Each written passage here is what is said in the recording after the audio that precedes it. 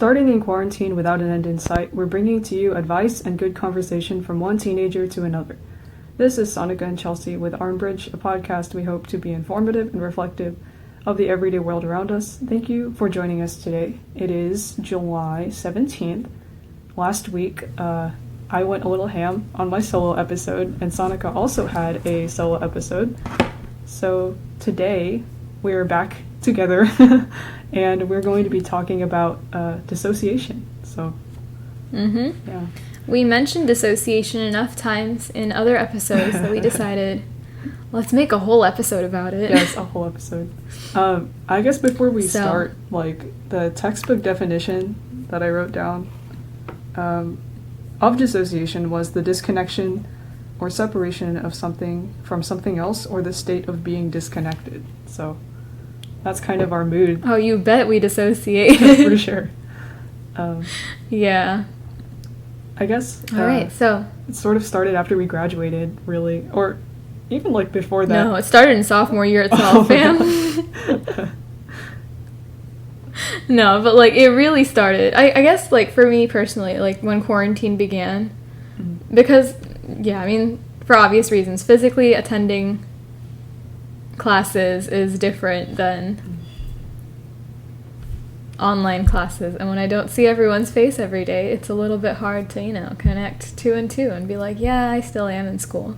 So I think that was the beginning of me really truly checking out. What about you? I guess it was when senior year started, because everything that I was doing, it was just with the intention to get out. I was like, you know what, I'm gonna be out of here. I'm not gonna live in my house. Everything's gonna be different. And I was just excited to be a new person, I guess. And lo and behold, we're stuck in our house. And I'm still the same person. Yeah. Yeah. Wait, you're not going on campus, are you? I don't know, because it's a really weird situation, since up there in Canada, they're doing better than we are. Right. By a lot. But are they accepting Americans, or? I don't really know the situation. Okay. I know someone that I'm in a group chat with, she I think she's already there, because she flew over there. She didn't drive or anything. Mm-hmm. So I guess maybe the physical border is closed, but I guess you can still technically fly over. I don't know. Yeah. Okay. Interesting. I was planning on going on campus, but the worse things get over here, the more I'm yeah. Because I'm not that far from home, right? And yeah. My university's location isn't doing too much better than our location either. So we'll see. I don't know. The closer it gets, the more I'm I think I'm staying home. So yeah. Unless y'all wear your masks and fix this thing. We didn't dissociate for nothing. We didn't manifest for real. This dream Don't for nothing, dude. Put our efforts in vain. But yeah, let's see. What's your first pointer you would like to talk about? Actually, I was telling you earlier, I have my wonderful. Look at that, you guys! Beautiful. My new journal, and I was She's stunning. I'm gonna take some notes about it in the first page, because I just want to use it already. It has dots instead of lines. Yay! You graduated to dot notebooks. Yes. I'm so proud of you, dude. Dotted notebooks are superior. They are. They're great. But yeah, the first thing I thought about was to kind of track back to talking about high school. I don't know if disregarding my entire time there is being selfish, or ignoring the root of the problem, if that makes sense. Mm-hmm. A lot of things I just want to get rid of, but is that a bad thing, or is it is it damaging to myself in a way? Mm-hmm. Yeah, those were things I asked myself. Interesting. Yeah. Funny you say that, because I was having shower thoughts about our conversation. If you can't tell, I just got out of the shower. Because I like to put myself on a tight time schedule and panic myself at the last second. Anyways, I was having shower thoughts about our current podcast topic, and I was thinking pretty much the same thing. I was because everyone jokes about how high school feels like a fever dream, and I'm Not really. Like, for me, middle school definitely felt like one, but high school, I'm very aware that it happened. Like, I physically cannot disconnect myself from that experience because so much of it impacted, like, me right now. Especially because, like, we just graduated. It wasn't even that long ago. Mm-hmm. So, yeah, no, I think as much as I try to, like, disconnect myself from it, it definitely happened. So, I mean, there's no point in, like, denying that. But I don't like to attach myself to it too much. Like, I respect it if you do. Like, you know, like, Stuco kids, or, like, blah, blah, blah. Like, they're super, like, involved and, like, into their identity as a student at this school, right? Mm-hmm. And, I was just, I don't know, I don't think that's, like, the right way to go for me, but at the same time, it's, like, I can't fully disconnect that experience from my current field of consciousness. Yeah. Because we sort of talked about this in the changing, like, personalities episode, or not changing personalities, but that personality episode where we were discussing, like, every year you think you get over something, but, like, part of it just comes back. It's just... So, it's something you can't really get rid of. And, yeah. Because you can never really be a new person. You're always going to have, like, nuances of your old self, so to speak, so... exactly. Yeah. Yep. I heard a recording of myself from middle school, speaking of which, and you know how much I hate my middle school. I mean, she's cute, but she's, like, out of her... like, she's... on another plane of existence. And I heard a recording of, like, my middle school self, and it was, like, a video, and oh my god, I really have, like, at the root, I haven't changed. I've matured a little bit, but no, she's still in there. Yeah, for sure. Like, I don't know, I was in the attic the other day looking for, like, clothes to sell and stuff, and I found, like, the things I used to wear in middle school. Oh no. What was she doing? I felt that. No, oh my god. Every time I see, like, photos from 8th grade, because that's when, like, I graduated from, like, I used to shop at Justice all the time. Mood. The neon glitter capital of the mall. Oh my god. Yeah. But yeah, I used to shop at, like, Justice all the time, and I remember 8th grade was, like, the year I graduated from it. But I still had, like, no sense of what is a reasonable thing to wear. And so I'm looking at some of these photos and I'm trying so hard to dress like a cool teenager, and it just looks so atrocious. Like, the material of the clothes was crusty. It was, like, from the clearance rack of, like, the cheapest quality store. But, like, it wasn't even trying to look cute. It was just, like, they really wanted to get rid of that shirt, and I fell for it. Yeah. You just put some catchy, like, not catchy, but some appealing color palette, splat it on one shirt. For real, that's literally it. But, like, I went for, like, solid colors because I graduated from Justice. I was no longer a colorful queen. Yeah. No, but still, it was, like, this weird pastel blue. I had, like, this other, like, weird peachy thing, which, like, those are really nice colors. But when you put it, like, together... Yeah, and when the material is, like, it survives only 2 washes tops. No, and then I wore it with, like, you know those, like, thin jacket, like, the jogging, the kinds you wear, like, on a morning jog or something. Yeah. The lazy, like, at school jacket that you just, like, throw on. Yeah, so I put that on top of it, and then, like, I don't know, when I describe it, it doesn't sound bad, but, like, the proportions, the color, the vibe of the outfit was just so atrocious. I was like, Sonika, you've come a long way. I don't know. Yeah. Yeah. I think, like, something we need to normalize again is tying your jacket around your waist. Yes, that was the move. It's like low-key corny, but I've, like... I don't care, where else do I put it? In middle school, and then, like, in high school, I just started carrying around my jacket because it just felt like, oh, is this too, like, juvenile? Can we just bring that one thing back? Tie your jacket around your waist. You know what? Yeah. Let's make it a trend. Yeah. Assuming we can get to university on time, but, you know. That's a different thing. With everything going around. Wait, I don't remember how you used to, like, dress in middle school. Please remind me. 6th grade? I don't really know what I did. 7th grade? I was, like... I bought a lot of... That was my Hot Topic phase. Oh my goodness. So I started going in there a lot for shirts, and I just wore that and like jeans. But I think, see, I used to have these orange shoes. I don't know if were they like sneakers? they were like Converse. Oh, I do remember There them. was this yeah. really weird situation. We were at a school event or something, and like I had to change out of my clothes and into new clothes. And so I left my shoes like in my clothing bag and stuff, and I just went to do whatever. But when I came back, one of the shoes was gone. And so for the longest time, I still have just one orange Converse shoe, and then the other one is just not. It's immortalized in Quail Valley forever.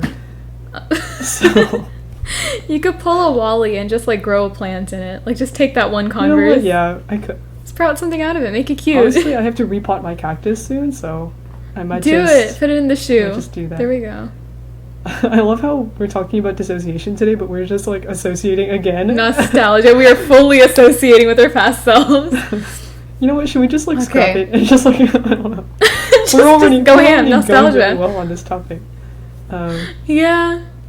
If we were to flip the script and go back to dissociation. Yeah, sure. I know. Honestly, I think we're doing a great job of dissociating because we're talking about middle school, not high school. Oh. We refuse to acknowledge it. So if you think about it, we're actually doing a really great job. Those were good times. Middle school, not even gonna lie. Yeah, for real. Like, I did not like it when I was in it. But now that I look back, I'm like, wow, those are the happiest 3 years of my life. Like, I don't think it's gonna get better than that. I didn't give a single, like, crap. I didn't care. Oh, I care too much. But it was, like, still good, I guess. It was a good time, yeah. I just wasn't thinking about anything, so yeah, like you didn't have to worry about like ambitions or like hobby. Like you just do whatever. People treat you like an older child, kind of like they give you more freedom than you got in elementary school by like a very wide margin. Actually, come to think of it, yeah, holy cow, like in elementary school they'd make us like hold hands while walking in line like heck, and then you go to middle school and it's like be free. Honestly, you have 5 minutes to do whatever you want and make it to class. I think I was more autonomous in middle school. Yeah, like than I was in high school, right? Yeah. In terms of, I guess, doing whatever I wanted. If anything, I hung out more with, like, my friends, and I had so much fun, like, after school. And dude, sorry, no, I continue. No, you're keep good. Interrupting you. I, like, lost my train of thought. Oh. Yeah, you're good. Did I do that? I'm sorry. No, I just forgot what I was gonna say. Okay. No, I was thinking the other day, and I was, like, watching, like, these teenage movies, like, not teenage movies, like, the teenager movies, and, like, the coming of age, blah, blah, blah, you know, like, that stuff, just to fulfill the quarantine void, and I realized, like, there's just, like, this scene with, like, a co-ed party, which is, like, that's totally normal, right? But then I realized the only time I'd ever been to a co-ed party was, in middle school. Like, when did I even attend a party period in high school? Yeah, that's true. Oh. I don't know what's up with that. Birthdays were so hype in middle school. And then, yeah. In high school, it's just... Then in high school, you bring, like, a cupcake from Kroger, stick, like, a pencil in, call it a candle. Because at that point... You have 30 minutes during lunch. Okay, you have 30 seconds, blow it out. There we go. That was Happy the worst. birthday. Now take that test. Middle school lunches seemed longer than high school lunches. Is that just, like... a thing? I don't know, because half of the time in high school, we were in that, like, weird lunch limbo where lunch was, like, 20 minutes. Yeah. I don't get that. Oh my god, I'm so happy they changed that, like, in our junior... No, it was just senior year. It was just senior year, yeah. Yeah. I'm so glad they changed that, though. Yeah. Because, like, 30 minutes was not nearly enough. I would, like, get to cry about a test for, like, 5 minutes, then I'd cram. I'd eat, like, 3 bites of my lunch. Yeah. Because I was, like, anxious and I had, like, no time to eat, period. You know what was even weirder? Yeah, like, you say 20 minutes, and that's literally, like, on the schedule, it said 30 minutes. Yeah. But then they gave us that including the 5-minute passing period. So really, we did only have 20 minutes of lunch. Yeah. That's obscene. I don't, like, who do you expect to eat lunch in 20 minutes? I don't know, honestly. I'm a slow eater, so me too. Eating my lunch alone takes me at least 10 minutes. And then the other 10 minutes is for what? Panicking? Crying. I cannot, oh my god, in high school, I cannot, like, count the number of times I've cried during lunch. Oh. Or at least just like panics in the corner. Yeah, for What sure. a terrible time. Oh my god. Like, there's so many things I look back on high school and I'm like, how did we like tolerate that? How did I allow that for myself? It's insane because setting up my schedule for college, right? There's so much freedom. I know, dude. High school was such an institution. The way you were describing like lunch, it's such an institution. Like, there's a bell that dismisses you For every real, hour. it's literally like a factory. Like, what the heck? What a terrible time. And everyone was taking the same classes.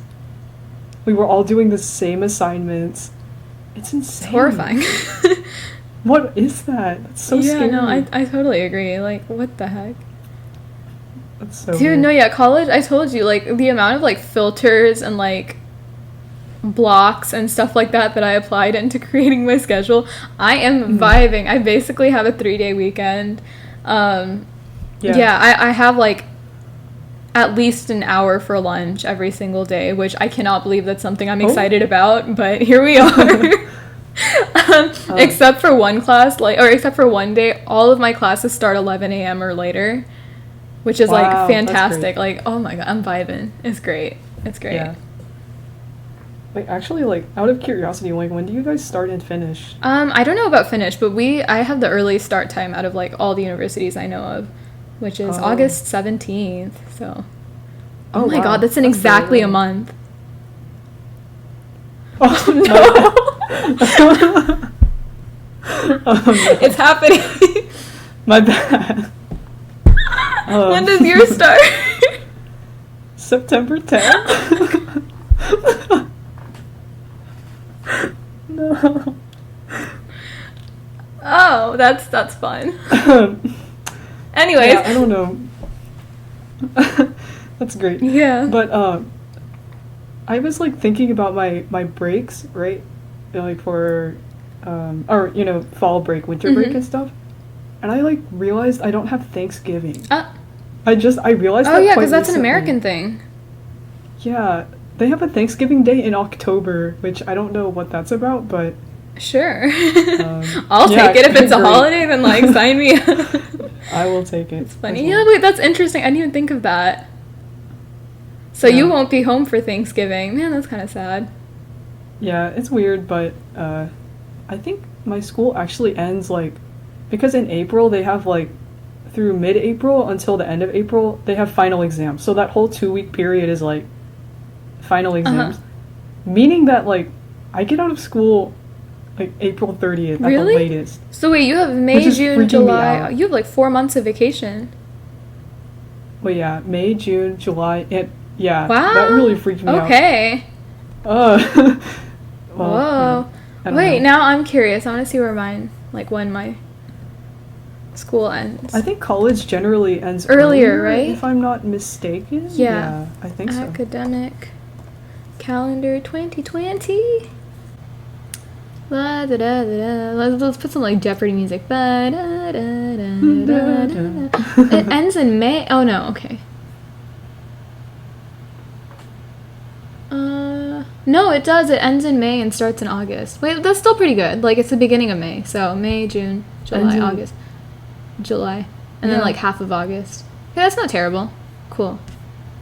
Yeah. That's early because usually... Yeah, that is pretty early. It's earlier than we get here in high school. But the closer I get to... I think I've told you this too, but, like, getting closer to college, I don't want to do it. No, I get that. I totally get that. Because I was setting up my schedule last week. Okay, I'm going to take this, I'm going to take this, I'm going to take this. And then it hits you, I'm going to take that. Yeah, it gets closer and closer. And at first I filled my schedule with, like, interesting classes that have no value but are interesting. And I told my dad, and he was like, we're not paying for that. And I had to kind of change bargain your way through it. Prioritize my some stuff, but it's just so weird. I don't know. Yeah, I agree. But I don't know. Yeah, I guess like one question I kind of had was like, what kind of contributed to your like attitude towards high school, or like that whole like dissociative mentality where it's like, I don't really want to attach myself to this anymore. Because like obviously we all go in like super eager and excited, and it's like, yeah, wow, I'm gonna take over, like something's gotta have changed, right? If it's not too sad of an explanation. Oh, it's not super difficult. It's just after freshman year I was planning to transfer to another school. Just because of I thought about it and I compared it to the year before, which 8th grade was really fun. Oh, it was. Oh my god, 8th grade was is so a blast. much fun. And I started thinking, when was the last time I was actually, happy and was enjoying school and stuff? And I decided to like kind of stick with it because, maybe the next year could be better. It wasn't better. And really it was just, I wasn't really happy, I guess. I don't know, there were moments that were happy, like memory-wise, but it wasn't overall as a cumulative experience, it wasn't it wasn't enjoyable. Great. I get that, I joke about it, but like legitimately there was a phase, like I had a 6-month period in sophomore year where I literally begged my parents to homeschool me.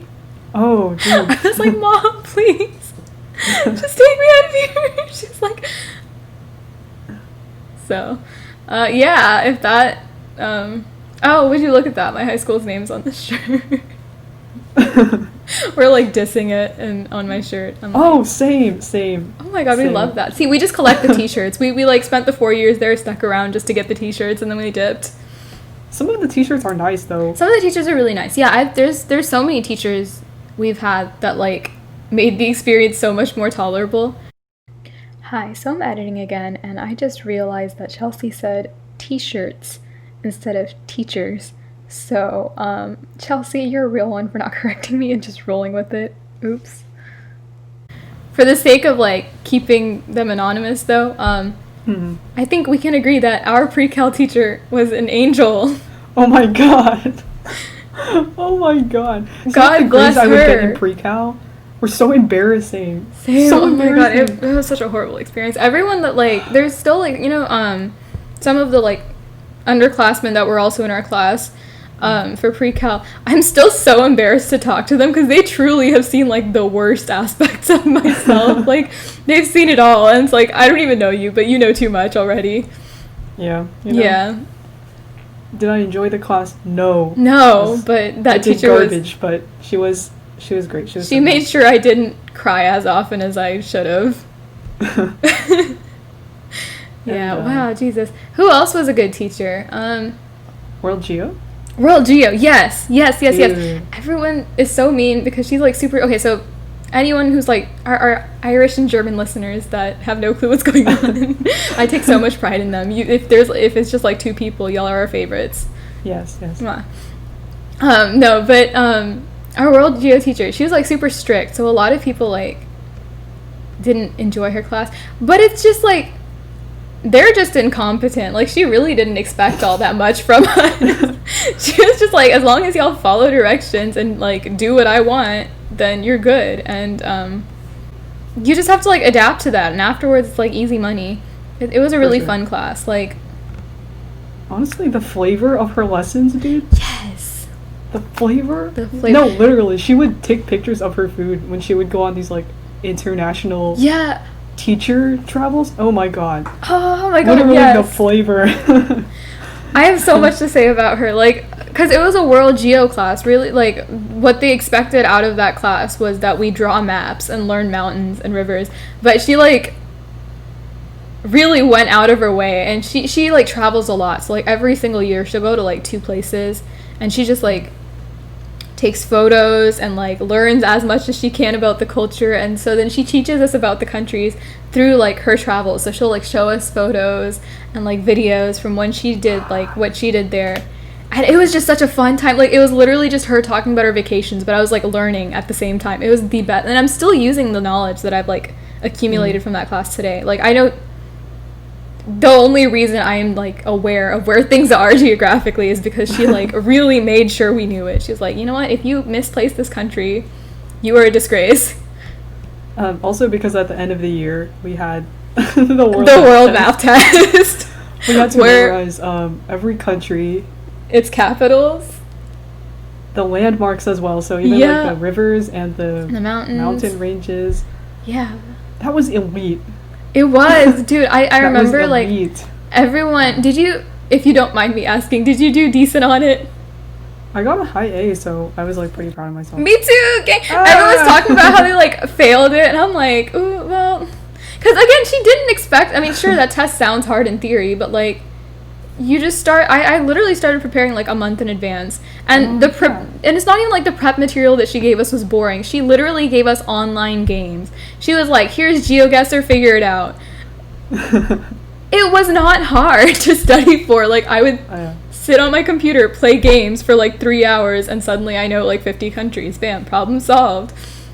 And you know that song we had to learn in Spanish about the locations That helped of so much. the countries in South America? Yes. Wow. Everyone from our middle school Mexico, learned that song. Guatemala, Guatemala, Tegucigalpa. Truly elite.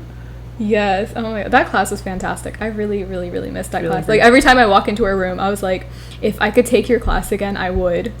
God bless you. Yeah, for sure. So, World Awesome. Geo Teacher, if you're listening, we love you. For real. Yeah. When we talk about the middle-aged traveling woman aesthetic, that's She's the the goal. embodiment of it. Mhm. Yes. Like, she is For my sure. life goals, literally. Even like what I want to study now in college was Mm-hmm. basically any of my goals that I had going into high school were pretty much Involved changed travel. after that class. It's Yes. insane. Taking Yes, that yes, class yes, like yes. opened up so many other Right? opportunities for me that I didn't even know I would have considered. Because I was like, I don't know what to study. I guess I kind of like biology, and I went into a math and science curriculum only liking biology. Only to discover that no, STEM isn't it. Yeah, STEM sucks. I'm out of here. Yeah. So, but yeah, I guess even though I don't even know if we can get back to this, but if we're gonna go back to dissociation, it's so hard because even within those like difficult times, there was still things that I learned from it Mm-hmm. that make me conscious of where I am right now. Yeah, exactly. Like, it has, and that's the thing, like, I don't regret high school as much as I very, like, passionately said that I hate it throughout many episodes. I don't regret it, because, like, I wouldn't be where I am, and I wouldn't be who I am right now if it wasn't for, like, all the terrible, very not fun, sad things that happened in those 4 years. Because, like, I like myself right now. I mean, sure, there's things to, like, work on, but I'm pretty happy with where I'm at, right? And I wouldn't be me if I wasn't for even, like, the bad stuff. So I don't regret it. It was a terrible time. I wouldn't repeat it, but here we are. So, Dude, yeah. out of curiosity, was there anything that you did in high school that you didn't think you would do? I guess in terms of maybe extracurriculars, or because I know classes, everyone kind of took the same stuff. But Yeah. I think this one, I mean, it's not really, I didn't think I would do it, but it was more like I was just debating a lot for it. I think most of the stuff I did was pretty, like, streamlined. Like, I honestly wasn't super involved in my school.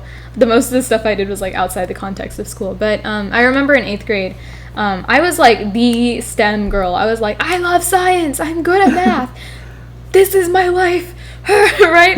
And so, but, like, also, like, I sang as a hobby, right? So one thing I definitely didn't expect was that I would take choir all 4 years. We mapped it out like that in my 4-year plan eventually because my mom was like, no, you're going to take choir all 4 years. And I was like, okay. But I'm so grateful we did that because that was literally the only class keeping me sane. So that, and also, like, it went from like a hobby to, like, more like a passion because of the 4 years I spent there. So I'm really glad because it made me it showed me that music is something I really, like, love, not just like to do. Like, I discovered my drive for it, if you know what I mean. Mhm. It was the one class I, like, legitimately wanted to learn more for, and I was, like, always excited to go. So. Oh, hold on. I'm just gonna say bye to my dad. Okay, yeah, no problem. Oh, bye, Dad.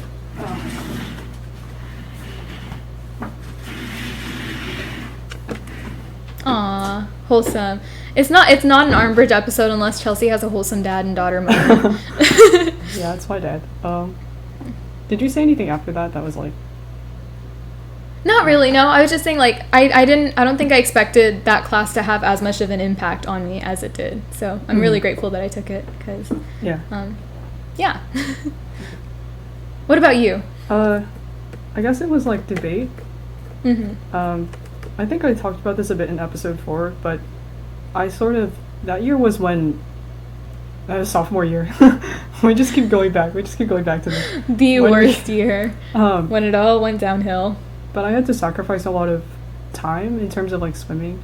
I was also very bad at debate. Like objectively, I was not good. That's why I dropped. But I think like doing that made me more conscious of world events and other things going on. For sure, it definitely think, like. I keep interrupting you. I'm so sorry. No, you're good. Keep going. But at that point, I knew what to study, but I didn't know what to do with it. Right? And then I thought, maybe if I feel passionate about certain issues, I could go like into law, or I could go into that sort of train. And I wasn't very outspoken before that in terms of like presenting and other stuff. And then when I started doing speech, which is also in debate, I had a better team system. I had a better platform to express myself, and even though I quit sports, it was a different way for me to allocate my time, and it was a lot of fun. So. Right. That's cool. Yeah, debate, I mean, I did it for a year only until I dropped. But even so, no, I definitely agree with your point. Like, there's a lot of stuff I researched and learned about through debate. Wait, you did the same, like, style as me, like, same format, right? I did LD? Yeah, okay. Hey, LD gang, what's up? But, no, definitely, like, I vividly remember this one environmental topic. It was about, like, nuclear energy and, like, whether it's ethical or, like, whether it's ethical or environmentally friendly to use or not. And I remember researching that topic, and like I had no opinions on it beforehand, right? I was just like, okay, I've heard of it, kind of, because like we live in Houston, so like, energy capital of the world. Ooh, it's kind of like all in the back of your head. But I remember I formed some very like clear-cut opinions on like nuclear energy, and it came into use in the future too, because again, Houston's like energy capital of the world, right? So we'd have like a lot of speakers from like engineering companies and like stuff like that at like various events or like things I participated in. And I remember it definitely helped me like ask better questions and kind of like process what they're saying better. Yeah, it made me very skeptical too. I remember like these engineering companies would come and like, what's your stance on nuclear energy? Because they're always like, we're looking for renewables. And they'd be like, we don't like it. And I'm like, okay, you better not like it. The pros and cons. Yeah. I definitely liked debate at the time I did it, but it was kind of a mess. Sophomore year changed things. It really did. Junior year was what was junior year like? It was just there. Junior year was like a extension of sophomore year. It was like it was better. This much better. Yeah, by a tad. Yeah. And then senior year was like drastic, just like downhill as in I don't really care anymore. Yeah, like a drop in my anxiety. It was like here in sophomore year, then it was like here in junior year, and then senior year was like below the floor. I was just checked out. Where were my grades in senior year in the past like 2 years? Where were they? Why did they come out Actually, now? mine were like objectively better in senior year. I think just because like the classes were more lenient than they were in like sophomore and junior year. Or maybe I just became desensitized to bad grades. I was like, okay, this is fine. That's true. But I think, yeah, mine were better than they were freshman year, I guess.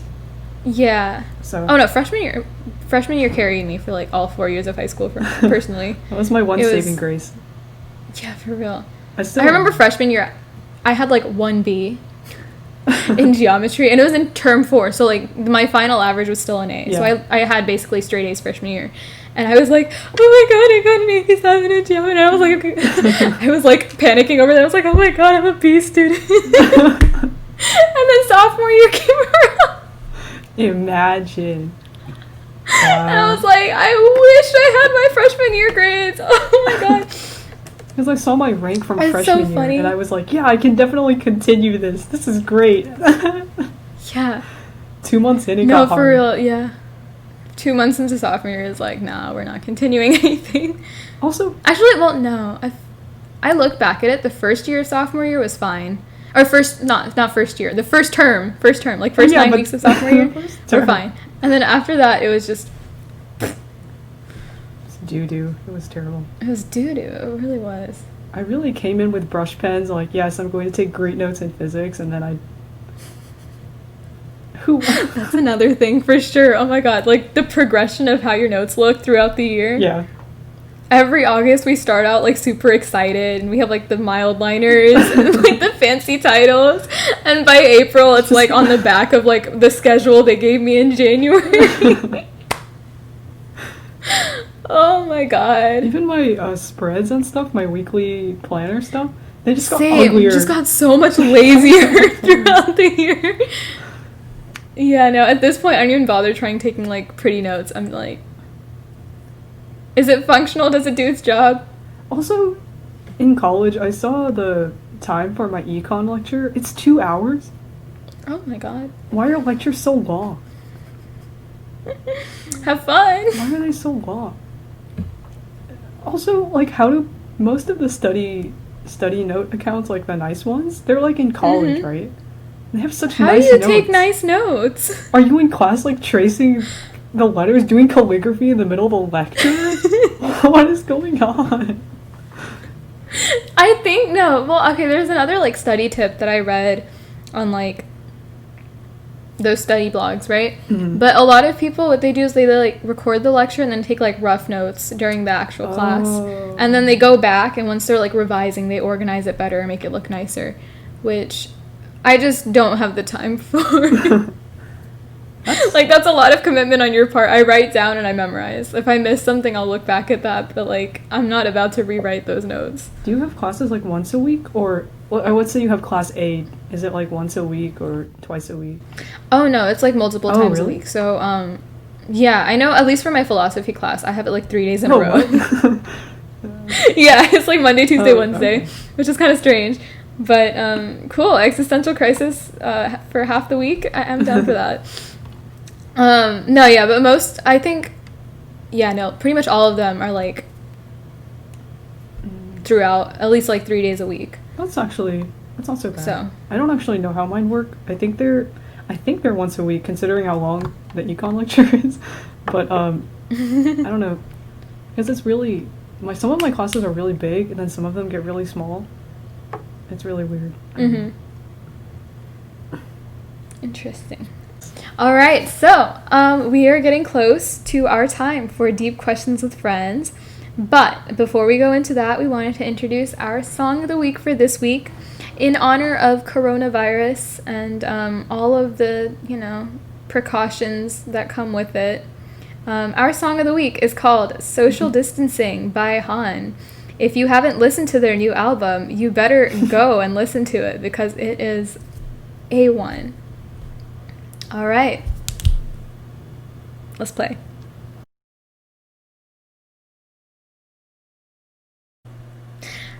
We are back. It's so strange doing this without the actual song. Yeah. Yeah. All right, we're back. And it is time for Deep Questions with Friends. yeah. Woo.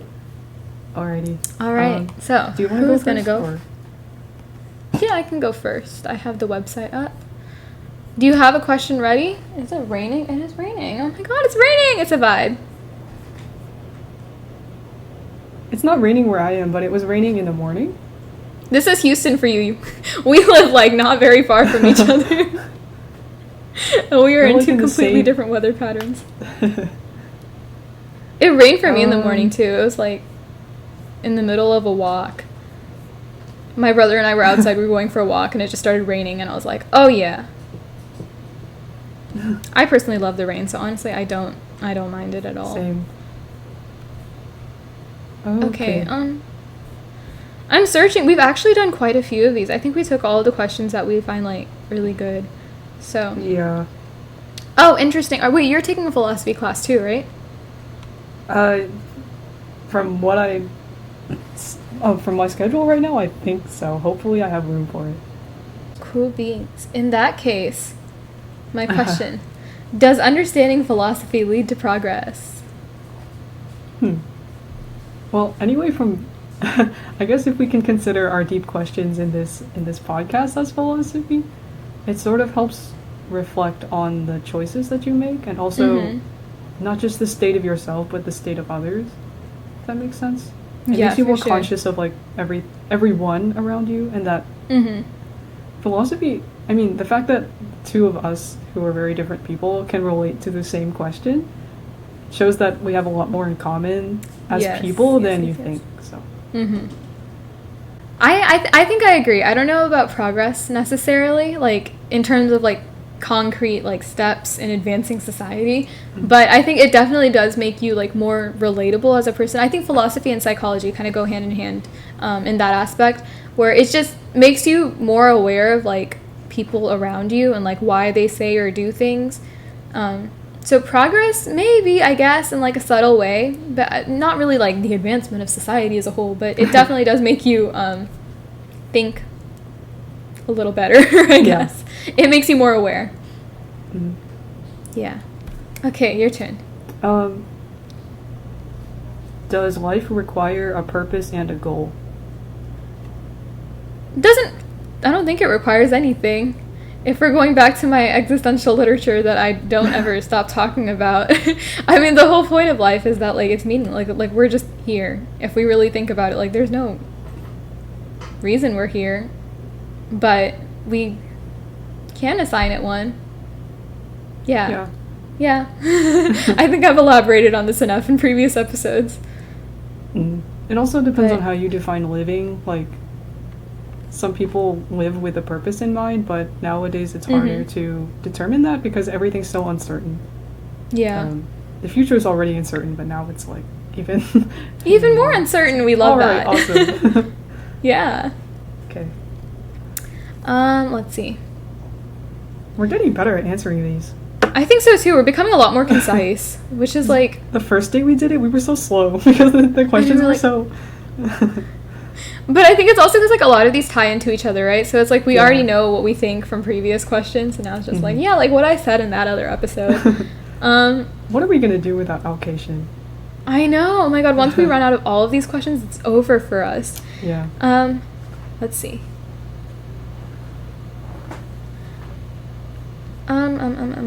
Do we change when we have power? Yeah, I think so. I'm gonna plug another 2000s sci-fi film, V for Vendetta. Oh my god. That movie, I haven't watched that one. I've heard so much about that movie. It's so scary because it's not like scary, but it's scary because it's so accurate to what's happening right now. And what's it about for those of us who haven't? Basically, the premise is that Britain has become a dictatorship, and I don't want to spoil too much because it's super complicated. But anyway, I feel like when you're given a certain amount of power, you don't necessarily become smarter, but you sort of try to figure out how to keep it, and therefore your methods become, in some cases, right, not just less in ethical. Our government but also the world, they become more underhanded. And sometimes you don't think about others because you just have so much at your expense, whether that be money or influence or both and whatnot. Yes. Because it sort of makes you go higher up in this like societal hierarchy that it's really, when you look down, it's just, you're just so high up, I guess. I'm trying to remember what it was called. I think it was it the Stanford prison experiment? I'm going to Google it real quick. The one where like the students are guards and then some students are prisoners. Yeah, I think so. But like that was essentially the same premise. Like, yeah, that was the Stanford one. Hold on. What does Stanford's prison experiment prove? Demonstrates the powerful role that situation can play in human behavior. Because the guards were placed in a position of power, they began to behave in ways they would not usually act in their everyday lives or other situations. So yeah, like, I think the Stanford prison experiment is a pretty, like, relevant example pertaining to the question. I think it kind of, like, ties into the same thing you were saying about the movie, right? Where it's, like, subconsciously, whether you want to or not, when you get in a position of power, you kind of start acting like it. Like once you're given the title, your brain starts acting in the direction you think that title would like act, I guess, if that made sense. But yeah, I think so. That was one example that came to my mind immediately, where I was like, when we're placed in power, Yes. we probably will abuse it, like without trying, unfortunately. Let's see. I don't think this one is a new one. Are highly intelligent people less happy than individuals with average intelligence? Yes, I think so. The first thing that comes to my mind is the ignorance is bliss thing. Where it's like, the less you know, the more like peacefully unaware you are. But also like in like, I guess a thinking perspective, like a psychological perspective again, they say that like depression and anxiety and all this stuff is like a sign of intelligence. However, like sad that may be. 'Cause I mean, yeah, like I think I'm above average smart. I don't want to place that title on myself, but I think I'm doing pretty okay. And I know for a fact that I overthink a lot of things. Like, I overthink pretty much everything. Like, if I have to carry something out, I feel like some others can carry it out much more, like,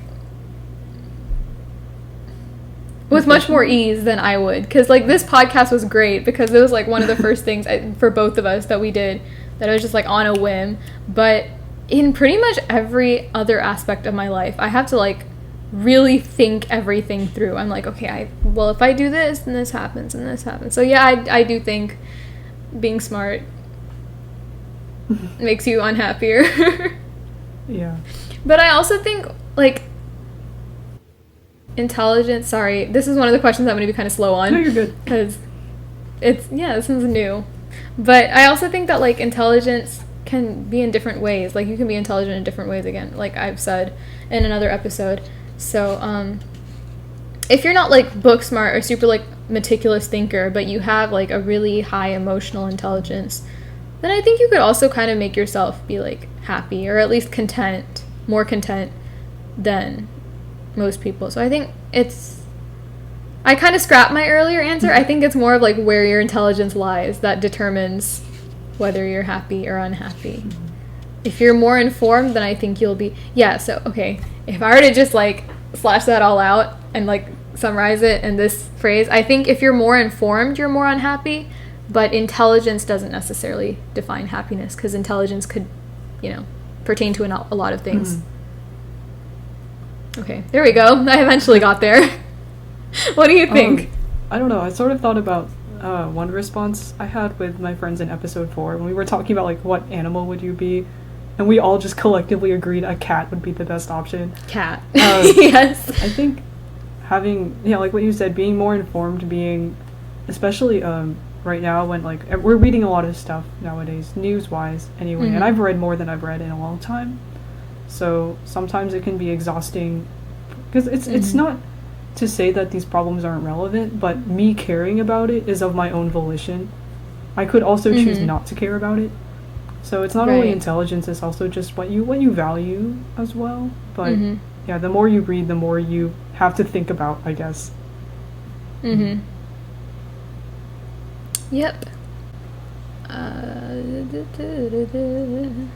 Oh, yeah, this is not an Armbridge episode without a mortality question. So, how do you properly say goodbye to someone that has passed?